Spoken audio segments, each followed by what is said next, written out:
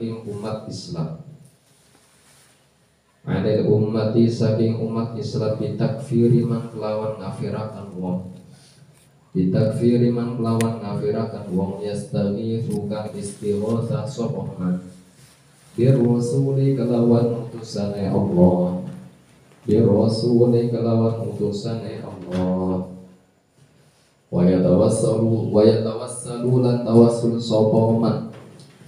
Wa yatawassalu lan tawassul sapa man. Bihi kelawan Rasulullah. Bihi kelawan Rasulullah.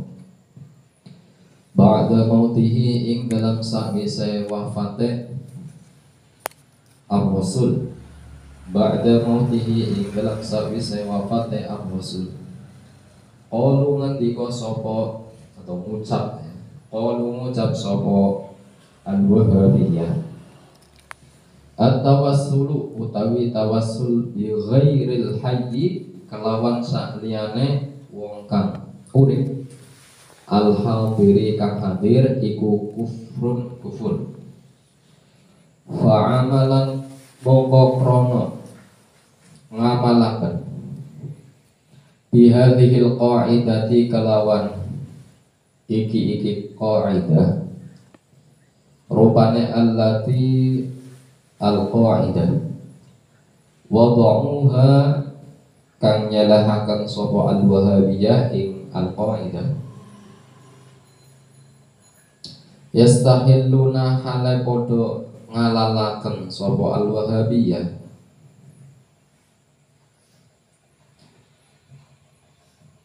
takfiran ing ngafiraken wong yukhalifuhum kang nulayani sapa man ing al-Wahhabiyah fi hadza ing dalam iki masalah tentang masalah istighotsah dan tawassul niku. Wa yastahilluna lan amreh ngalalaken sapa al-Wahhabiyah qatlahu ing mateni man yukhalifuhum. Ngeri banget ini ya. Fa inna za'imahum maqasa temene pemimpine al-Wahhabiyah rupane Muhammad ibn Abdul Wahhab. Muhammad ibn Abdul Wahhab iku qala ngucap sapa za'im Muhammad ibn Abdul Wahhab maksudnya ucapnya man dakhala fi da'watina falahu ma lana wa 'alaihi ma 'alaina wa man lam yadkhul fa huwa kafirun mubahud dam. Ini ya, ngeri banget ya. Maknane man utai sapane wong iku dakhala mlebu sapa man. Iku dakhala mlebu sapa man. Fi da'watina ing dalam dakwah kita. Maksudnya kita iki al-Wahhabiyah. Falahu maka iku tetep kadua siman ma utawi perkara lana kang tetep kedua kita. Falahu maka iku tetep kadua man ma utawi perkara lana kang tetep kedua kita. Wa alaihi lan melarat ing atase man ma falahu ma lana wa alaihi lan melarat ing atase siman ma utai perkara alaina kang tetep ing atase kita. Kita niki sinten al-Wahhabiyah. Waman utai sapane wong iku lam yadkhul ora mlebu sapa siman fa huwa mongko utai man iku kafirun wong kang kafir. Mubahud dami kang halal ketiye pun titik. Bismillahirrahmanirrahim. Melanjutkan keterangan ya, tentang keyakinan yang dibawa oleh kelompok al-Wahhabiyah. Di sini dijelaskan waqad saddu 'anil ummati,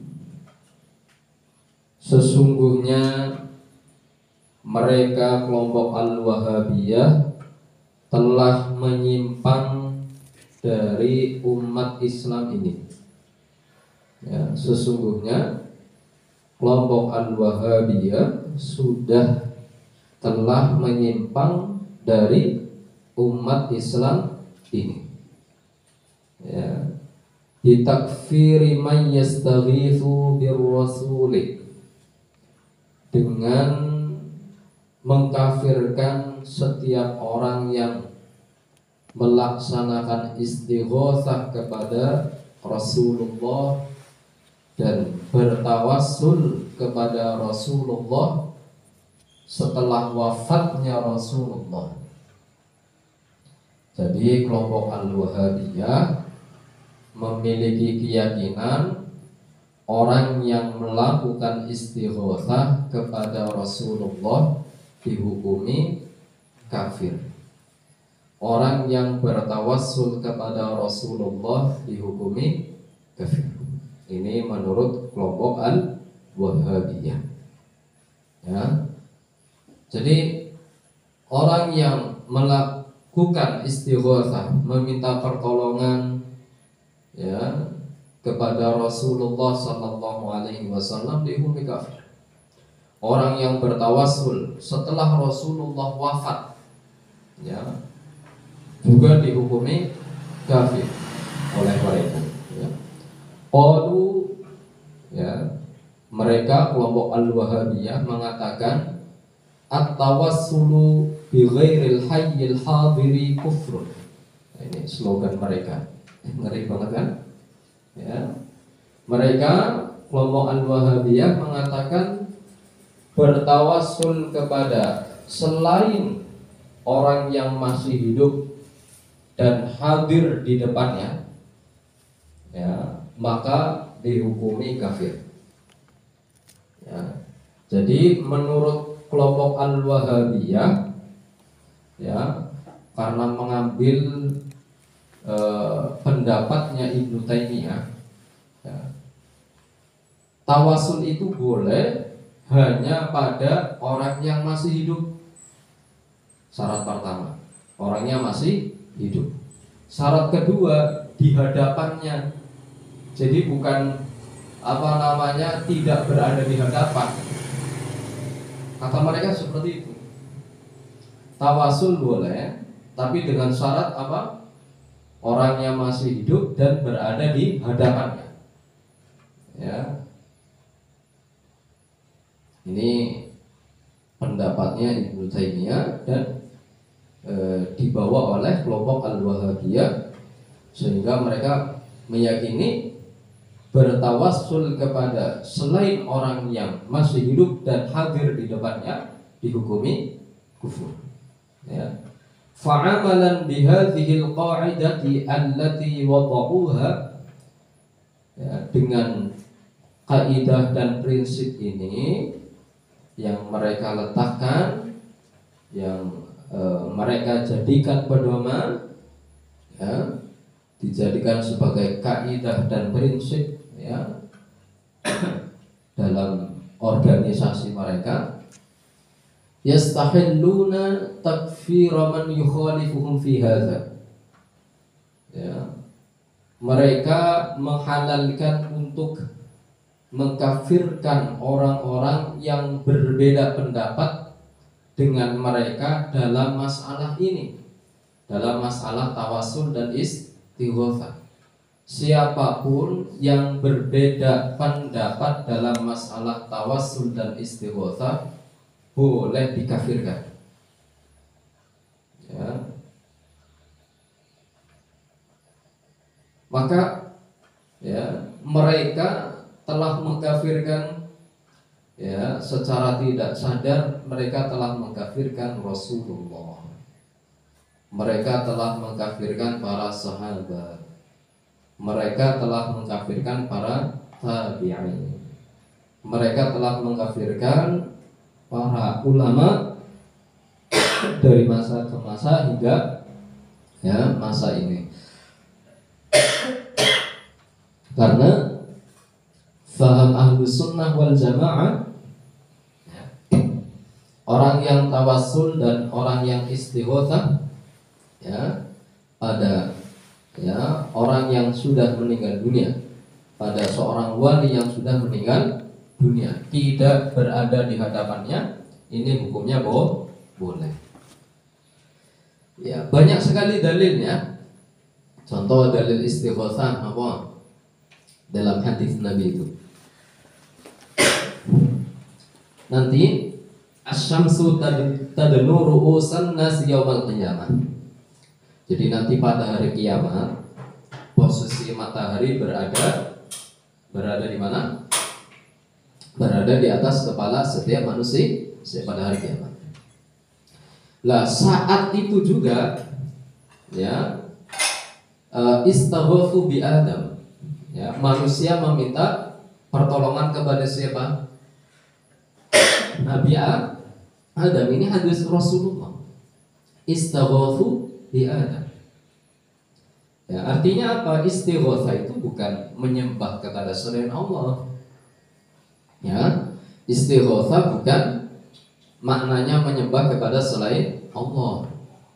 Orang yang istighatsah, orang yang bertawassul, memiliki keyakinan yang menciptakan manfaat dan madarat siapa? Allah. Selama masih memiliki keyakinan seperti ini, ya, hukumnya tidak kufur. Ya. Dan umat muslimin, namanya orang muslim, tidak akan sampai meyakini ada pencipta selain Allah. Orang muslim itu keyakinannya apa? Pencipta hanyalah Allah. Ketika mereka tawassul, ketika mereka istighatsah, keyakinannya yang adalah yang menciptakan manfaat dan madarat adalah Allah. Kok melakukan tawassul? Ya karena memang diperintahkan sebagaimana di dalam Al-Qur'an, wabtaghu ilaihil wasilah. Ya. Memang di dalam Al-Qur'an itu disebutkan bahwasannya apa? Allah Subhanahu wa taala memerintahkan supaya kita ya mencari wasilah. Yang dimaksud wasilah pada ayat itu apa? Amal soleh. Hal-hal yang mendekatkan seseorang kepada Allah. Dekat secara maknawi bukan secara fisik. Yaitu amal-amal soleh. Jika bertawassul ya kepada ya amal soleh itu boleh, maka ya lebih utama lagi bertawassul kepada manusia yang paling mulia, makhluk yang paling mulia. Siapa? Rasulullah sallallahu alaihi wasallam. Ya.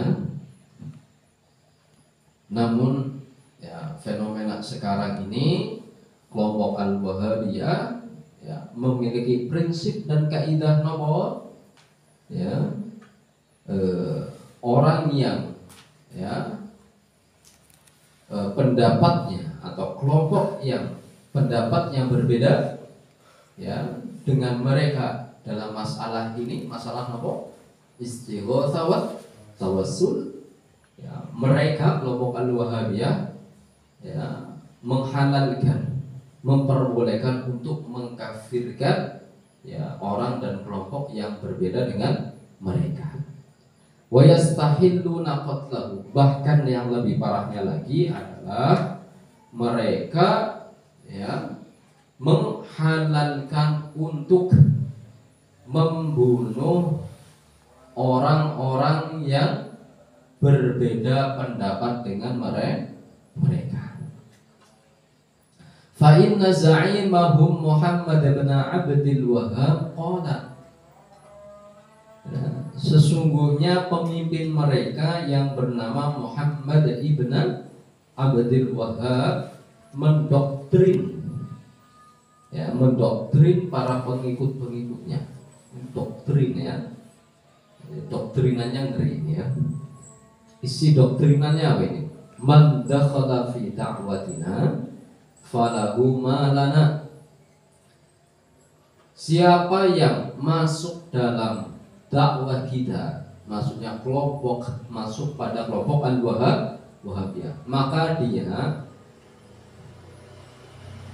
memiliki hak sebagaimana hak-hak yang berlaku kepada kita, kepada kelompok Wahabiyah.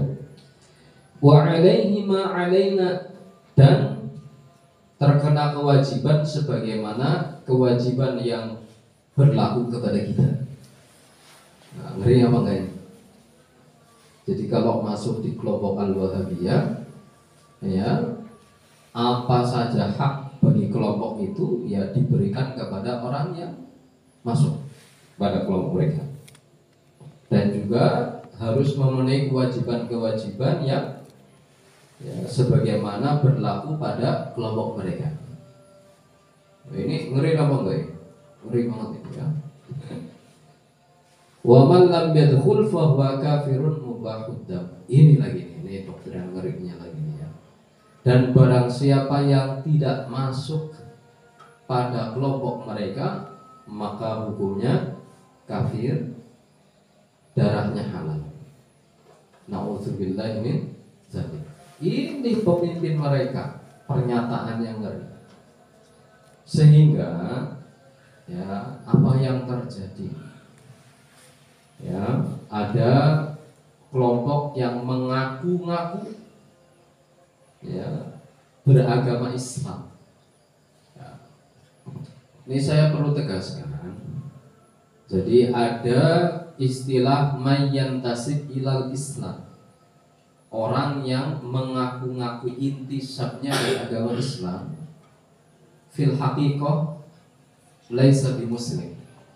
Padahal hakikatnya sebenarnya ia bukan orang muslim. Ya. Hati-hati. Orang yang seperti ini malah justru perlu diwaspadai. Kalau ada orang terang-terangan membawa ajaran non-muslim, orang muslim tidak akan mengikutinya, tidak akan terkena bujukan dan pelabuhan. Gimana? Karena sudah jelas bahwa orang ini non-muslim dan membawa ajaran ya ajarannya mereka, gitu kan? Ada orang atau kelompok ngaku-ngakunya beragama Islam, namun akidah yang dibawa berlawanan dengan akidahnya umat muslimin. Ya, kaidah-kaidah yang dipakai juga bukan kaidah-kaidahnya umat muslimin. Ya, ini perlu kita waspadai, harus hati-hati. Sehingga zaman sekarang ada kelompok ya bernama ISIS, gitu kan? Mereka itu ngaku-ngakunya beragama Islam. Ini kan bahaya sekali, gimana? Ya, sehingga dianggap Islam ajarannya seperti itu. Tidak, gimana? Tidak. Ini adalah orang yang ngaku Islam untuk menghancurkan Islam, apa?